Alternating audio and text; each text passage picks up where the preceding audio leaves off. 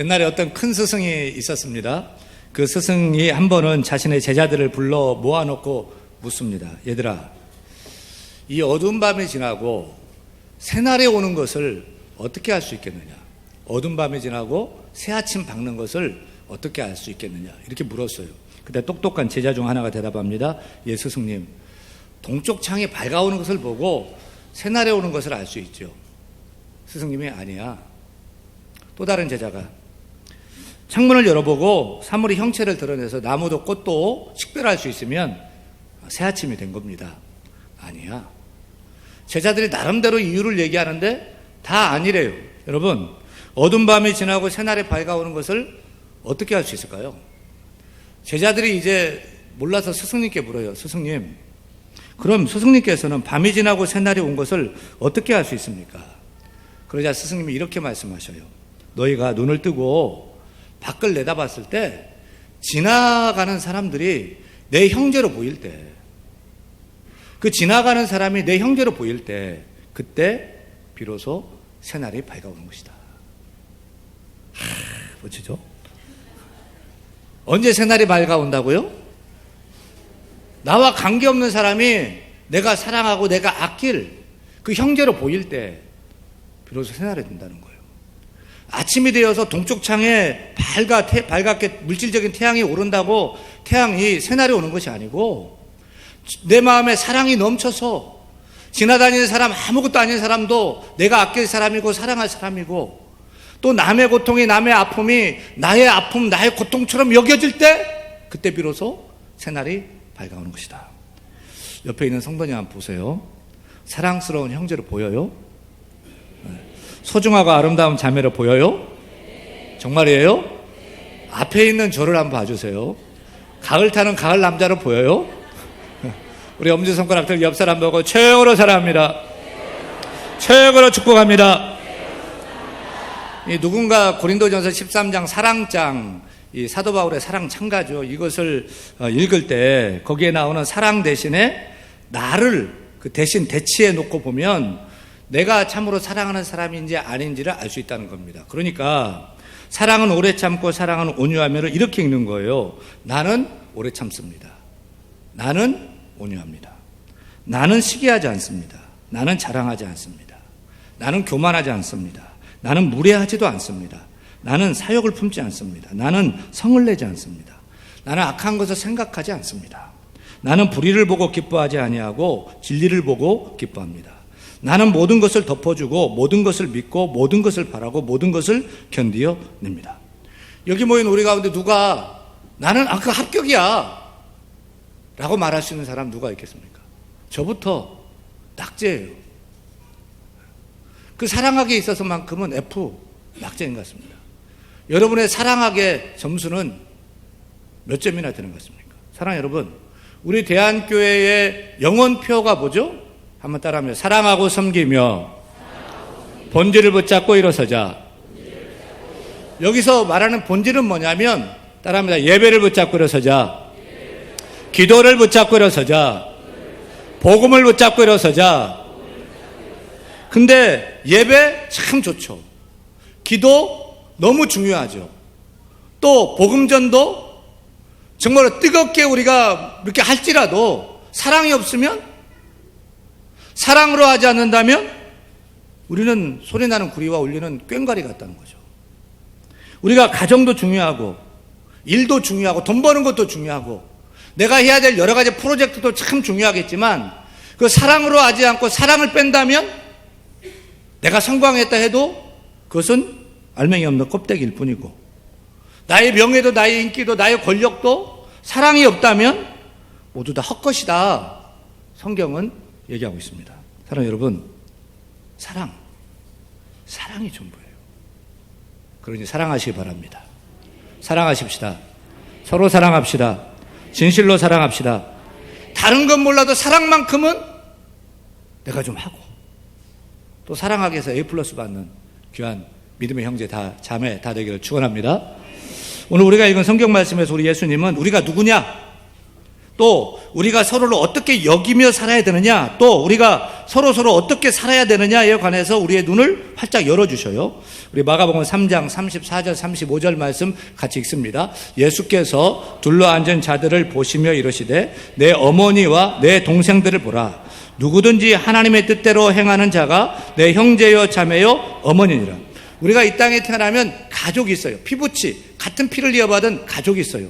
저도 태어났더니 아버지가 계시고 엄마가 있고요, 할머니도 계셨고요, 또 누나들도 형들도 그렇게 가족이 있어서 참 기쁘고 행복하게 자라왔습니다. 근데 우리 믿는 성도는 또 하나의 가족이 있다는 거죠. 우리가 예수님 믿고 성령으로 거듭났더니 예수 안에서 새로운 피조물로 다시 태어난 줄 믿으시면 아멘.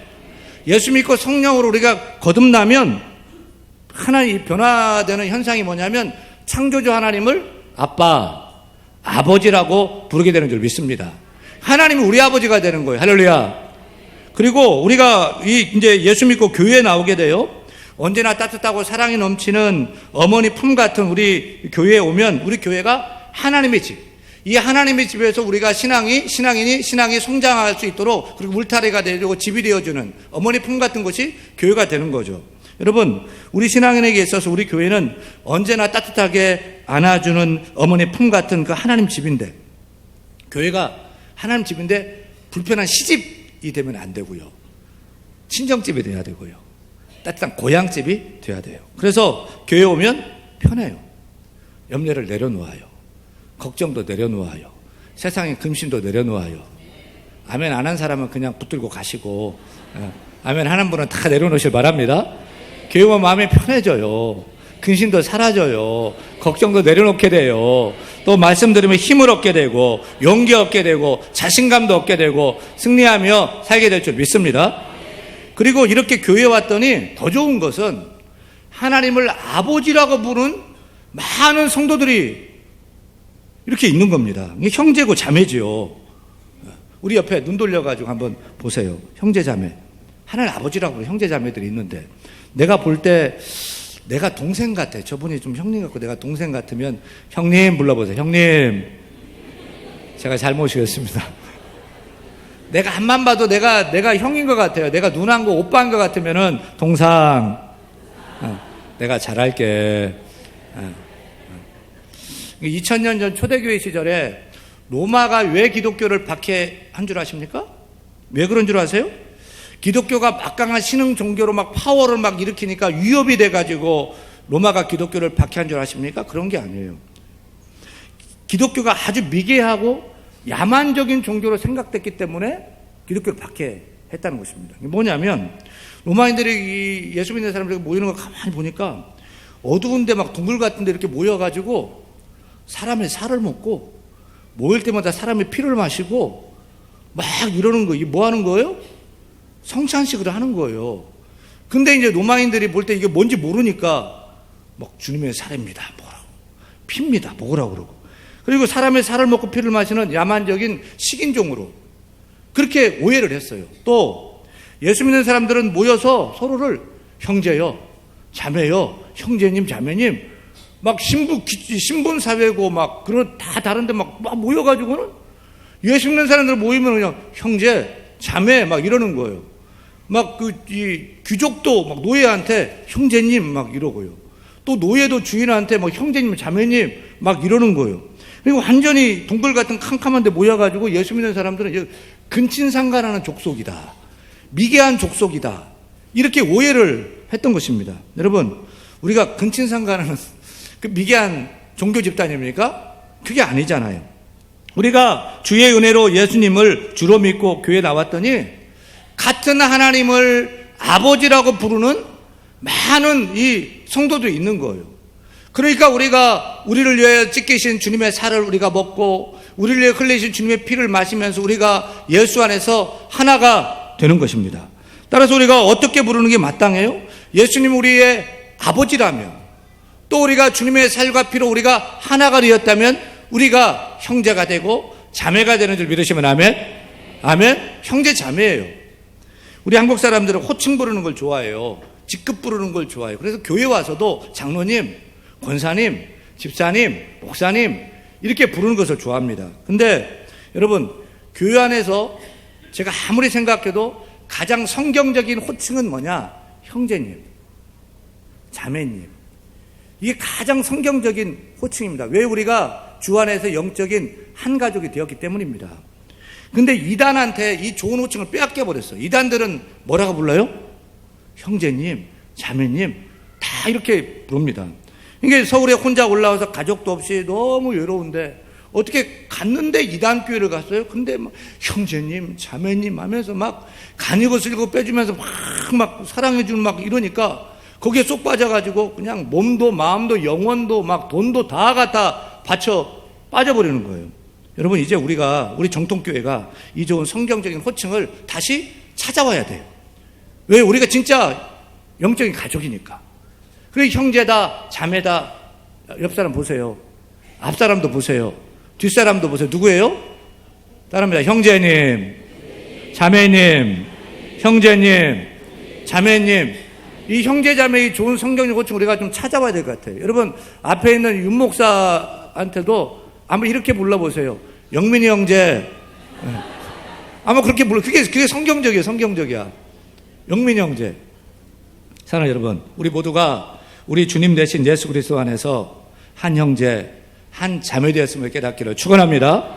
우리 모두가 서로 사랑과 아껴야 할 주 안에서 한 식구됨을 믿으시길 바랍니다. 이게 남남이 아니고 예배 한번 드리고 그냥 가버리는, 스쳐가는 그런 남남이 아니라는 거예요. 우리는 주 안에서 한 가족이고, 우리는 주 안에서 한 형제이고, 한 자매이고, 한 식구 되었음을 알고 깨닫고 살아가야 될 줄로 믿습니다. 그렇게 교회가 예수 안에서 한 가족이 되었는데 우리가 어떤 교회가 되어야 돼요? 우리가 영적인 가족이라면, 한 가족이라면 어떻게 살아야 돼요? 사랑하면서, 섬기면서, 그 큰 가족 공동체로 우리가 이렇게 살아가야 되는 거예요. 사랑의 편지라는 그 책이 있는데 어느 독자가 보낸 글이 실렸어요. 그 사연을 제가 한번 읽겠습니다. 9살 된 아들과 5살 딸 아이 사이에 실랑이가 벌어졌습니다. 아들은 집에 가는 길에 도넛을 먹고 싶다고 하고 딸은 붕어빵을 먹고 싶다고 야단이 난 것입니다. 둘의 말을 다 들어줄 수는 없고 하나의 말만 들어주자니 차별하는 것 같아 어떻게 해야 하나 고민하고 있는데 오빠가 먼저 동생에게 가위바위보로 정하자고 했습니다. 어린 동생은 아무 생각도 없이 그래 하며 신이 났습니다. 그러나 가위바위보를 잘 할 줄 모르는 동생, 5살짜리잖아요. 동생이 지게 되면 길거리에서 떼를 쓰며 울 것이 뻔하니 내심 걱정이 되었습니다. 다행히도 둘의 가위바위보에서 동생이 이겼고 우리는 사이좋게 붕어빵을 먹으며 집으로 향했습니다. 아쉬워하는 아들을 위로해 주고자 다음엔 오빠가 좋아하는 도넛을 사 먹자라고 했습니다. 그러자 아들이 살짝 귀에 대고 이렇게 말합니다. 엄마, 동생은 맨날 가위밖에 낼 줄 모르거든요. 오늘도 가위 낼 줄 알고 내가 일부러 져준 거예요. 잘했죠? 순간 가슴이 뭉클해졌습니다. 아이들은 이렇게 순수한 마음을 갖고 있는데 부모의 욕심과 기대로 아이들의 마음을 상하게 하지는 않았나 반성해 봅니다. 우리가 서로 경쟁하고 서로 이기려고 하는 것보다 조금 더 양보하고 배려한다면 아이들의 살아갈 미래는 더 행복하지 않을까요? 가족은 무엇입니까? 가족은 서로 배려하고 서로 유해주고 또 참아주고 또 잘 되도록 도와주고 양보하고 그렇게 사랑이 넘치는 곳이 가족이지 않습니까? 저는 우리 교회가 영적인 가족인데 사랑이 넘치는 큰 가족 공동체가 되기를 축원합니다. 소원합니다. 우리는 왜 예수님께서 우리 믿는 자들이 예수 안에 한 가족이다라고 말씀하시게 된, 선포하시게 된 그 뒷배경을 좀 이해할 필요가 있습니다. 예수님이 사역을 열심히 하시던 어느 날 예수님의 어머니와 동생들과 여동생들이 예수님의 사역 현장으로 물어물어 찾아왔어요. 그래서 한 제자가 예수님께 주님, 밖에 어머니와 동생들이 찾아왔습니다 라고 말씀을 해줘요. 그러면 예수님의 표정이 어때야 돼요? 반갑고 기뻐야 되죠. 딱 2주 전에 저희 작은아버님이 봉천동에 있는 옥도교회 그 원로 목사님으로 계신데 팔순이 80이 좀 넘으셨어요. 작은아버지와 작은어머니가 미국에서 이제 온 작은아버지 사촌, 외사촌이에요. 저한테 한 5촌, 6촌 되시는데 외 당숙이 그렇게 이제 한국에 방문한 거예요. 그래서 이제 조카 교회 가서 예배 드리고 싶다고 이제 그 유당숙이 이제 그러니까 그때는 제가 교회에 와서 사역한 지가 10년이 좀 넘었습니다. 오고 싶었는데 이렇게 못 오고 그냥 뭐 그랬는데 뭐 이제 교회 가서 조카가 교회 가서 예배 드리자고 하니까 토요일 날 전화 와가지고 나 가도 돼? 그래. 아, 오세요. 그래. 글쎄 한번 생각해 볼게. 그러더니 주일날 이게 네 분이 이렇게 오셔가지고 저기 앉아 계신 걸 내가 본 거예요. 어때요? 좋아요? 싫어요? 아주 좋죠. 아주 좋아가지고 제가 그냥 신이 나가지고 그냥 그날은 젖 먹던 힘까지 막 짜가지고 설교를 열심히 하고 기도를 열심히 했습니다. 근데 이 바쁜 주일날 오시니까 대접도 제대로 못 해드리고 또 시간도 같이 못하고 바쁘니까 그냥 보내드린 것이 섭섭했어요. 지금 예수님의 사역 현장에 어머니 마리아도 형제들도 예수님을 만나러 찾아왔어요. 근데 예수님은 누가 내 어머니며 누가 내 동생이냐? 요즘 가을 날씨만큼 쌀쌀하게 이렇게 얘기를 하시는 거예요. 왜 그러셨을까요? 예수님 불효자라 그랬을까요? 그런 것이 아닙니다. 예수님 효자예요. 이 가나 혼인잔치 때 예수님이 아직 사역할 때가 안 됐지만 어머님이 부탁하니까 효자라 어머님 말 순종을 하면서 물이 변하여 포도주 되는 기적도 행했어요. 또 십자가에 달려 죽으실 때 주님이 그 고통당하고 죽는 건 괜찮은데 어머니가 걸려요.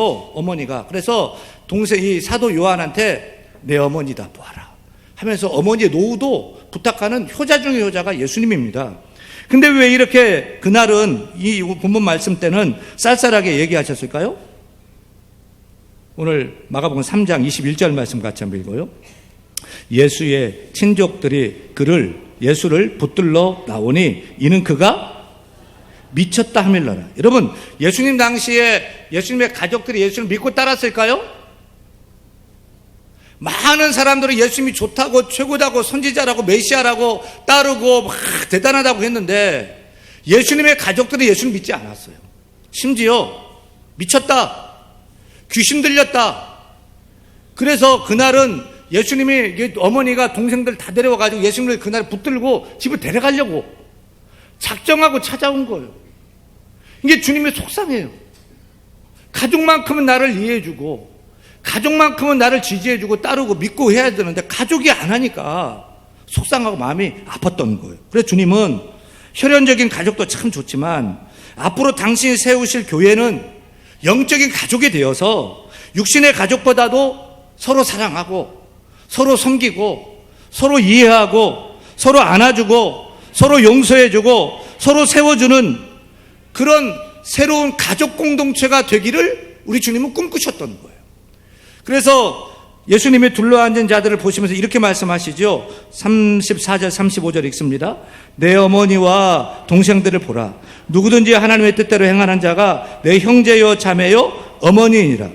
우리가 영적인 가족이 되는 조건이 있습니다. 뭡니까? 하나님의 뜻대로 누구든지 그 행하면 영적인 가족 된다는 거죠. 하나님 뜻이 무엇입니까? 성경에 뭐 이것저것 많이 말하고 있지만 한 가지로 압축해서 얘기할 수 있어요. 뭐예요? 따라합니다. 서로 사랑하라. 하나님 사랑하라. 이웃을 사랑하라. 서로 사랑하라. 서로 사랑이 우리를 향한 하나님의 뜻인 줄 믿으시면 아멘. 사랑하는 여러분, 우리가 예수 안에 서로 사랑할 때 우리는 주 안에서 한 형제가 되고 한 자매가 되고 따뜻한 사랑의 가족 공동체가 됨을 믿으실 간절히 축원합니다.